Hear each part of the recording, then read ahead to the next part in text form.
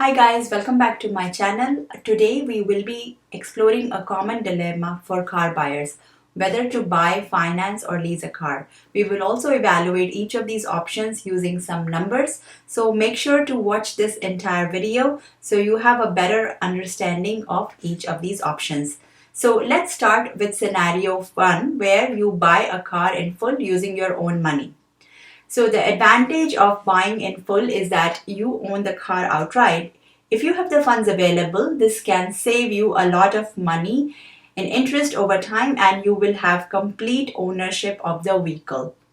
However, buying in full might not always be the best option for some as it requires a large upfront payment which can possibly drain your savings, and especially if you need the money to preserve for other things like emergencies or investments.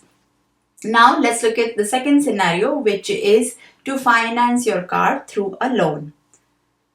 This option will have you make monthly payments over a set period of time. So you basically take out a car loan from a bank or a financial institution to pay for it over time. This can be a good option if you don't have all the cash upfront but still want to own the car eventually. Just be mindful of the interest rate and the monthly payments to make sure they fit within your budget. Also, keep in mind that interest rates can vary based on the market and your credit score. So this can affect the overall cost. And lastly, we will look at leasing as a third option, which is like renting a car. Just like how you rent a house, you basically rent a car typically for 2 to 4 years. Leasing can be a great option if you want to drive a new car every few years without the hassle of selling or trading in your current one. However, keep in mind that you won't own the car at the end of the lease term unless you decide to buy it outright. Also, you should consider your mileage needs and any potential penalties for exceeding the limit, as those can add quickly.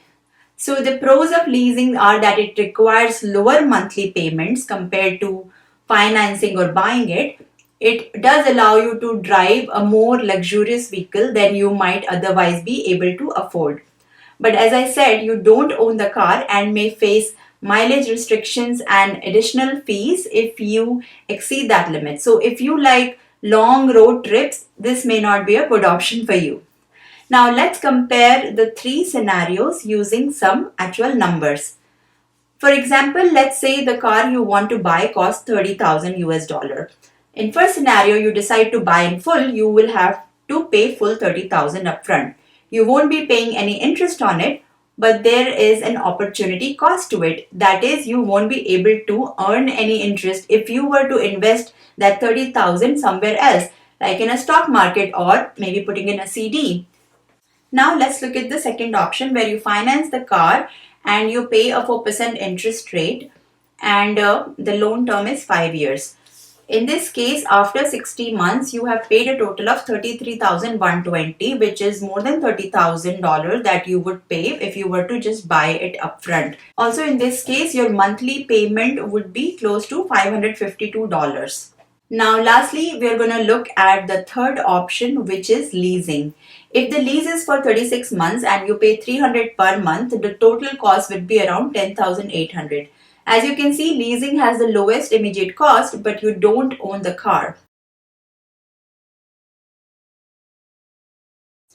Besides the purchase price in scenario 1, you also need to consider insurance, which on average costs around $150 per month.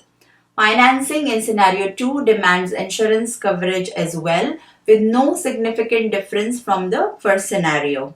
Leasing in scenario 3 also requires insurance, but it may be slightly higher due to lease requirements. Now, routine maintenance and repairs must be factored in for all three scenarios with an average annual cost of $1,000 to $2,000. In scenario first, you have complete control over the quality and cost of maintenance. Financing in scenario 2 offers no significant difference in terms of maintenance and repair expenses, but in leasing, it often includes warranty coverage. Now look at the depreciation. It could be playing a significant role when you own the car, and on an average, the car depreciates by 30% annually. So in scenario 1, the vehicle's depreciation impacts you directly. Also in scenario 2, you will have a similar depreciation when you ultimately have the ownership. But in scenario 3, the leasing company will absorb this cost. So now we will look at resale value. So in first scenario, you can sell the car to recoup some of the cost. In scenario 2, your car value will decrease over time, but once the loan is paid off, you have the equity in the vehicle. But in scenario 3, you have no equity.